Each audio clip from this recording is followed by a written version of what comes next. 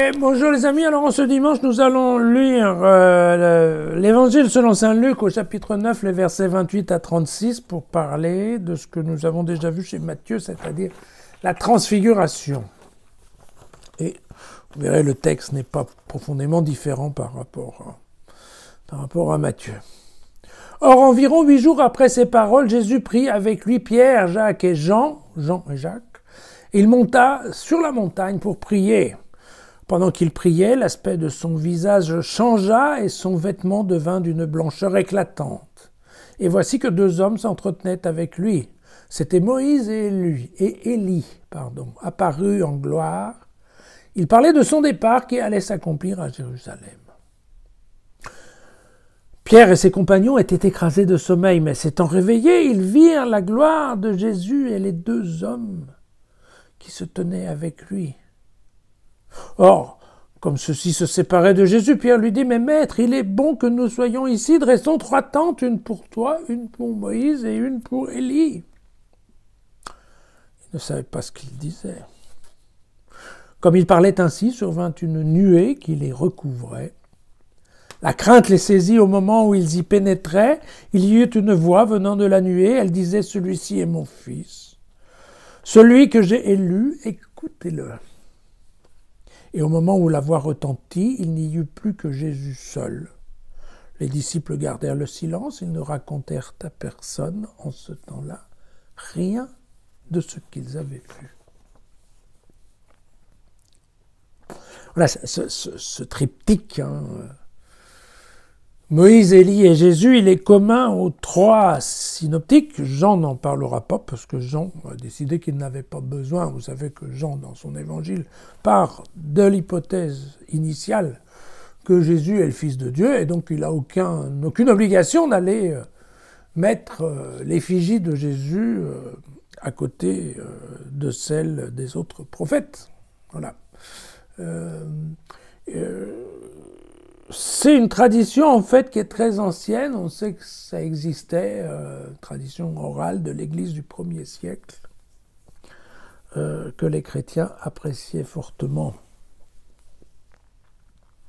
Il faut dire que nous aujourd'hui, on se pose bien entendu cette question qui est de dire est-ce que c'est un texte légendaire, est-ce que c'est tout simplement une légende?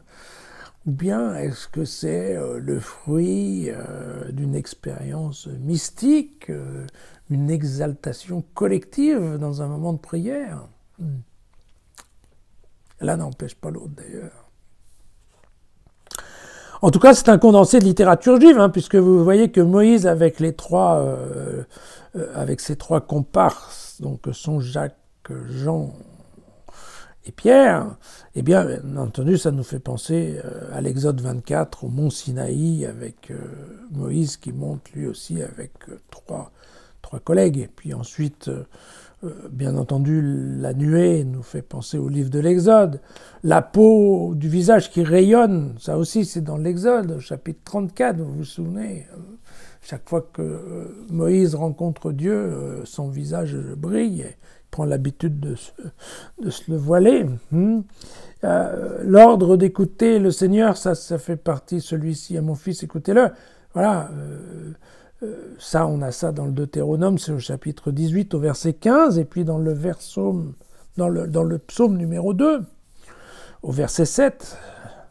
Je publierai le décret, le Seigneur m'a dit, tu es mon fils, moi, aujourd'hui, je t'ai engendré. Bon, vous voyez, quant aux hommes en vêtements blancs, je vous dis déjà qu'on trouve tout ça dans les visions d'Ézéchiel.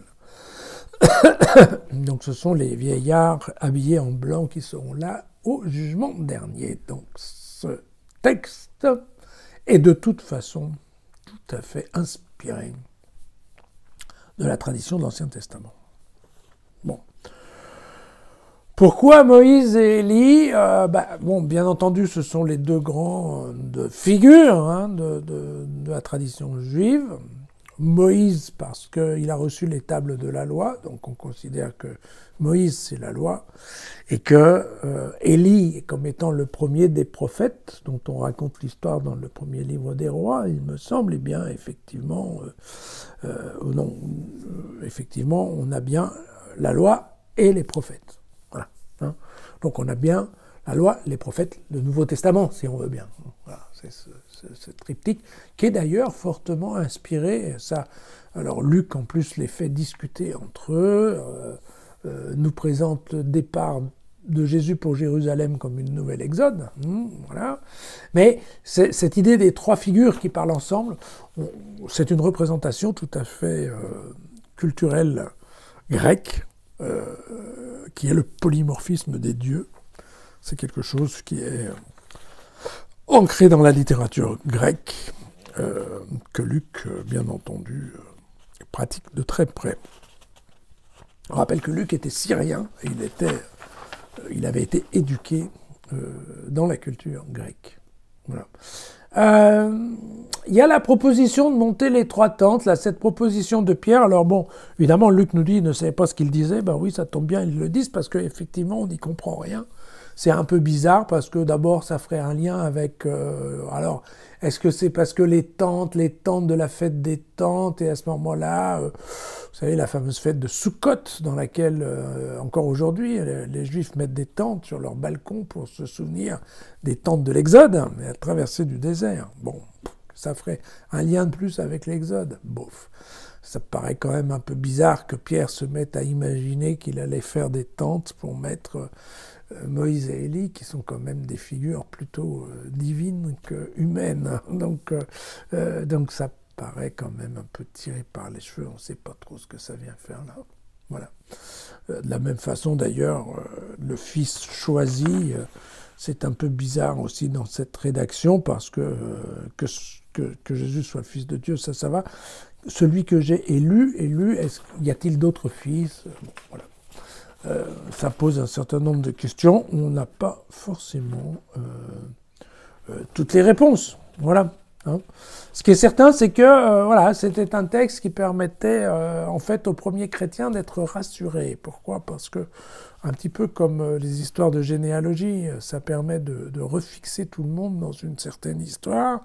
Et à un moment où ça chauffait quand même pas mal entre les juifs et les chrétiens, ça permettait de dire quelque part aux chrétiens, bon, c'est pas parce que maintenant les juifs sont en train de nous virer des synagogues, n'empêche que le Jésus que vous priez, enfin qui est votre maître à penser, eh bien, il est exactement un prophète au même titre que les autres. C'est en tout cas la version de Luc. Luc a toujours pensé qu'avant tout, Jésus était un prophète. Et donc, bien évidemment, ça permet de rassurer des chrétiens qui probablement se sentent un peu largués une fois de temps en temps. Remettre les trois sur la même photo, ça fait du bien. Voilà. Bon, ce qui était vrai au 1er siècle ne l'est plus forcément aujourd'hui. À demain.